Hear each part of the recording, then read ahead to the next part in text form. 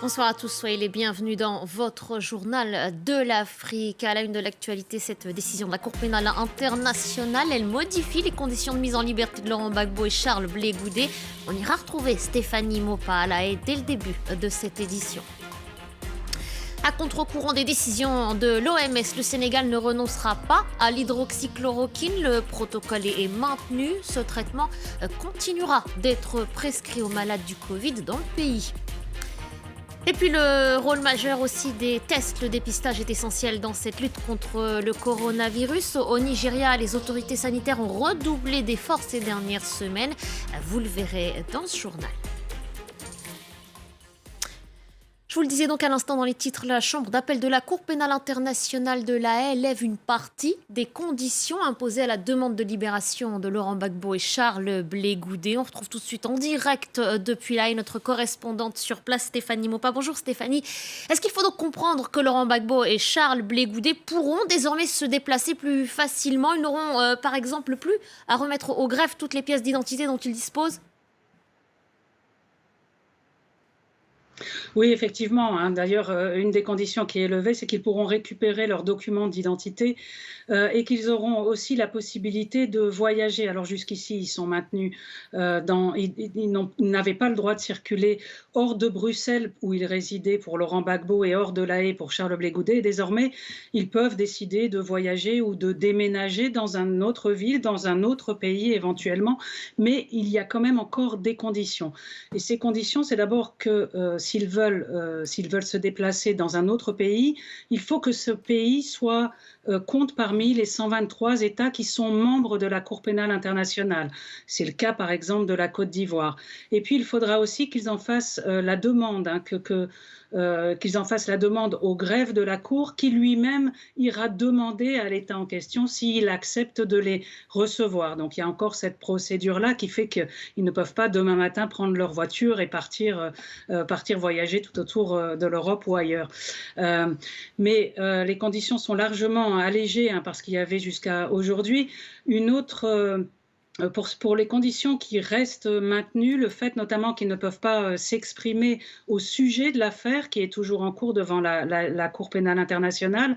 Et cette affaire, justement, toujours en cours, eh bien, ils doivent venir à toute convocation de la Cour, hein, et notamment aux convocations qui ne manqueront pas d'arriver pour les futures audiences devant la Chambre d'appel de la Cour, puisque, on le sait, hein, après l'acquittement en janvier 2019, eh bien, la procureure avait annoncé son intention de faire appel. Cette procédure d'appel est assez longue, hein, elle dure encore, et des audiences devraient avoir lieu dans quelques semaines ou quelques jours, mais tout a été un peu chamboulé, reporté en raison de la pandémie de Covid-19. Donc les deux acquittés, hein, devront se présenter à la Cour à chaque fois qu'ils seront convoqués. Voilà, en gros, hein, pour le contenu de la décision qui a été rendue aujourd'hui par la Chambre d'appel de la Cour. Et un grand merci à vous Stéphanie pour toutes ces précisions. Stéphanie Mopa en direct depuis La Haye. On en vient maintenant au transfert de Félicien Kabuga vers la Tanzanie. Lui devrait être jugé à Arusha et non aux Pays-Bas, à La Haye donc. Le financier présumé du génocide rwandais avait été interpellé en France après 25 ans de cavale. Il est notamment accusé d'avoir créé les milices Interamwe. Ce sont les bras armés du génocide de 1994. Je vous le rappelle, 800 000 personnes au moins avaient été massacrées à ce moment-là, des Tutsis essentiellement. Le Sénégal ne renoncera pas à l'hydroxychloroquine, cet antipaludique prescrit aux patients touchés par le coronavirus. Leur sera même toujours administré. L'Organisation mondiale de la santé a pourtant pris la décision de suspendre les essais cliniques à ce sujet après la publication d'études qui avaient conclu à l'inefficacité, voire la nocivité de ce traitement. La correspondance de Sarah Sako depuis Dakar. Aucun décès n'est lié à l'hydroxychloroquine au Sénégal. C'est ce qu'assure dans la presse ce jeudi le coordonnateur national de la riposte au Covid-19 dans le pays, le professeur Moussa Seydi. Dès la fin mars, son équipe faisait part de résultats, je cite, encourageants et généralisait l'usage de la molécule à l'ensemble des sites de prise en charge des malades du coronavirus. Dans la foulée, les autorités sanitaires faisaient paraître une étude qui montrait clairement la réduction du temps d'hospitalisation grâce au traitement et ne déplorait pas d'effets secondaires graves selon elle. Alors aujourd'hui, malgré la suspension des essais cliniques de l'hydroxychloroquine par l'Organisation mondiale de la santé, le Sénégal, lui, entend bien poursuivre son protocole. C'est clair. On continue à utiliser l'hydroxychloroquine dans le cadre de la prise en charge, bien sûr avec d'autres types de médicaments, donc c'est un ensemble. Et je rappelle qu'à ce jour, il n'y a aucun traitement spécifique Covid-19 validé. Donc nous sommes dans ce processus. Pourquoi, en milieu de processus, on veut nous faire arrêter? Il faut qu'on documente tout ça et qu'on prenne une décision factuelle basée sur des preuves pour pouvoir arrêter ou continuer. Comme on avait dit au tout début, il faut qu'on évalue le rapport bénéfice-risque. Et si c'est favorable, on va continuer. Sinon, on va arrêter. Selon les autorités sanitaires, le comité scientifique national donnera un avis définitif sur l'hydroxychloroquine, son efficacité et son éventuel danger dans les prochains jours. Et puis même prise de position au Tchad où le protocole est maintenu. Au Gabon, les autorités s'interrogent encore. Le ministre de la Santé a réuni un groupe d'experts.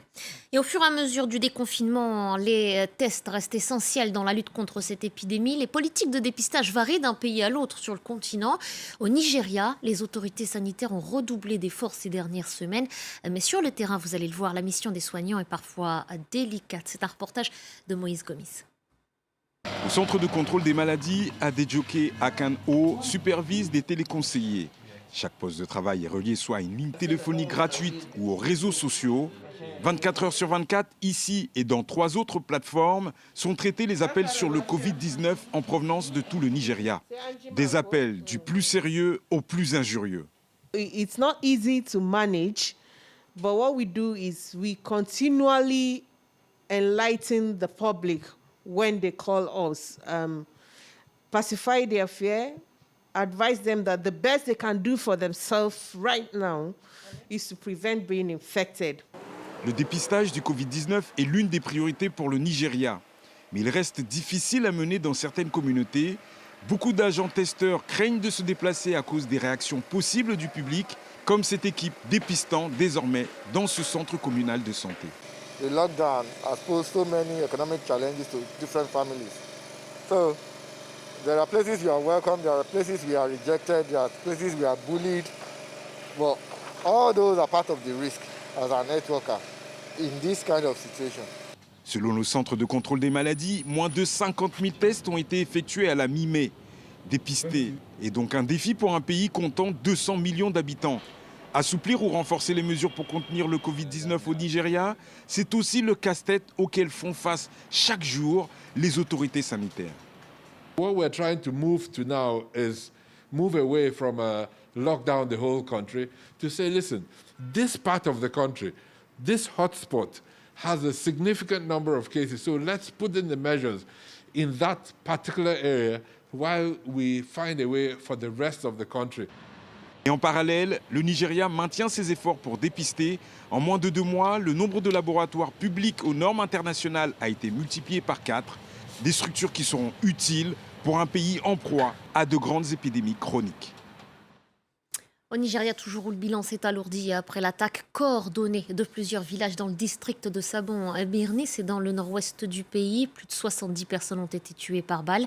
Un chiffre avancé par l'hôpital du district et plusieurs témoins. L'assaut a été attribué à un commando de groupes armés, mais aucune déclaration officielle ne confirme pour l'heure cette information. On en revient à cette crise sanitaire du Covid, donc, qui a été aussi éprouvante pour de nombreux mineurs isolés, de jeunes hommes ou de jeunes femmes partis d'Afrique pour un avenir qu'ils espéraient meilleur en Europe. Mamadou a 17 ans, il est guinéen et vit actuellement en France. Depuis le 15 mars dernier, toutes les démarches autour de sa demande d'asile ont été suspendues. Mais à compter de ce jeudi et la phase 2 du déconfinement, l'administration reprendra progressivement. Harold Girard l'a rencontré il y a quelques jours, voici son témoignage. Chaque après-midi, pour tromper l'ennui, Mamadou tape dans la balle au pied de chez lui. C'est aussi pour digérer le stress de sa situation qu'il essaie de se distraire Ce jeune Guinéen de 17 ans n'a pas été reconnu mineur à son arrivée en France en août 2019. Il est depuis logé par des associations et mène ses démarches d'ici. S'il est reconnu en tant que mineur, il sera régularisé. Je suis en procédure pour être reconnu mineur ou pas. Mais depuis lors encore, depuis le coronavirus est venu, c'est plus pire qu'avant. J'attends toujours le juge, mais je ne sais pas encore. Il m'avait dit qu'il va prendre une décision dans 3 jours.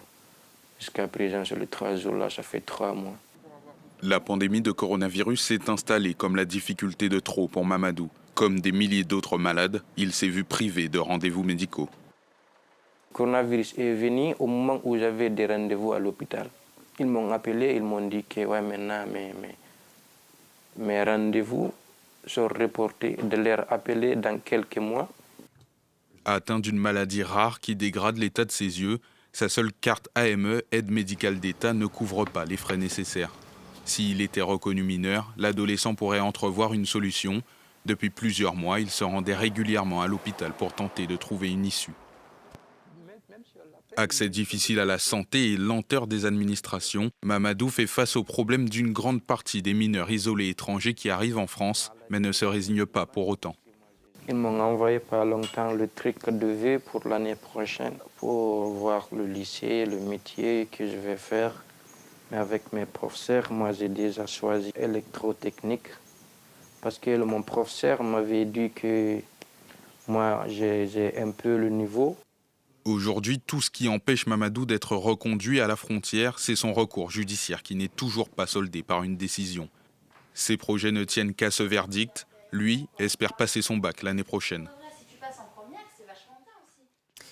Au Burundi, la contre-attaque de l'opposant Agathon Rwasa, le candidat du Conseil national pour la liberté, conteste le résultat de la présidentielle du 20 mai dernier et rejette par là même la victoire de son adversaire Évariste Ndayishimiye. Il a déposé un recours devant la Cour constitutionnelle. Et ainsi s'achève votre journal de l'Afrique. Merci de votre attention. Restez avec nous sur France 24, l'information continue.